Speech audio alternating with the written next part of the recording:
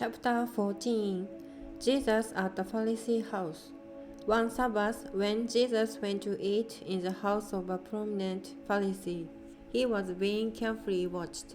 There in front of him was a man suffering from abnormal swelling of his body. Jesus asked the Pharisee, an expert in the law, "Is it lawful to heal on the Sabbath or not?" But they remained silent.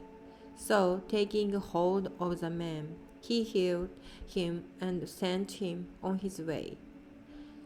Then he asked them, "If one of you has a child or an ox that falls into the well on the Sabbath day, will you not immediately pull it out?"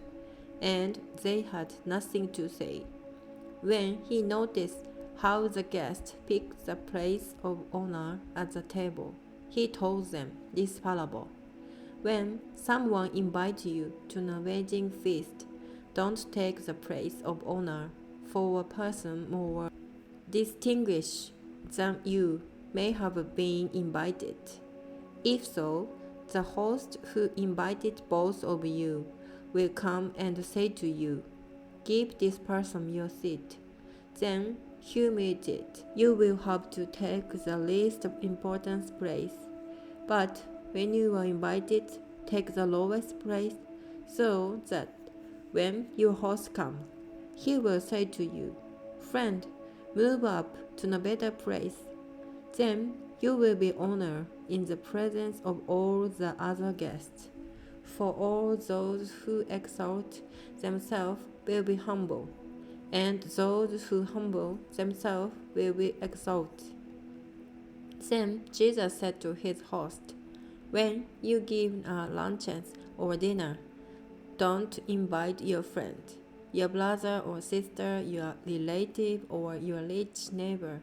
If you do, they may invite you back, and so will be repaid.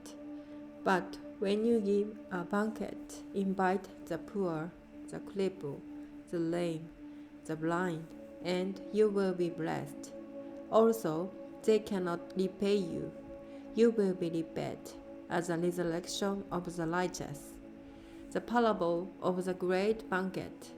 When one of those at the table with him heard this, he said to Jesus, "Blessed is one who will eat at the feast in the kingdom of God." Jesus replied, "A certain man was preparing great banquet and invited many guests. At the time of the banquet, he sent his servant to tell those who had been invited, 'Come, for everything is now ready.' But they all alike began to make excuses. The first said, 'I have just bought a field, and I must go and see it. Please excuse me.'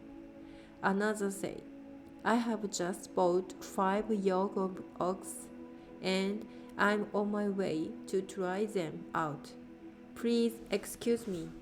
Still another said, 'I just got married, so I can't come.' The servant came back and reported this to his master. Then the owner of the house became angry and ordered his servant, 'Go out quickly into the street and alley of the town, and bring in the poor, the crippled, the blind, and the lame.' 'Sir,' the servant said, 'what you order has been done, but there is still room.' Then the master told his servant, 'Go out to the road and country lane and compel them to come in, so that my house will be full. I tell you, not one of those who were invited will get a taste of my banquet.'" The cost of being a disciple. Large crowds were traveling with Jesus, and turning to them, he said, "If anyone comes to me and doesn't hate father and mother, wife and children, brother and sister, yes, even their own life, such a person cannot be my disciple. And whoever doesn't carry their cross and follow me cannot be my disciple. Suppose one of you wants to build a tower. Won't you first sit down and estimate the cost to see if you have enough money to complete it? For if you lay the foundation and are not able to finish it, everyone who sees it will ridicule you, saying, "This person began to build and wasn't able to finish." Or suppose a king is about to go to war against another king. Won't he first sit down and consider whether he is able with 10,000 men to oppose the one coming against him with 20,000?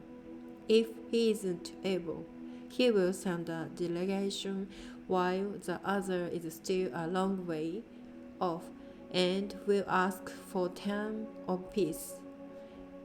In the same way, those of you who don't give up everything you have cannot be my disciple. Salt is good, but if it loses its saltness, how can it be made salty again? It is fit neither for the soil nor for the manure pile. It is thrown out. Whoever has ear to hear, let them hear.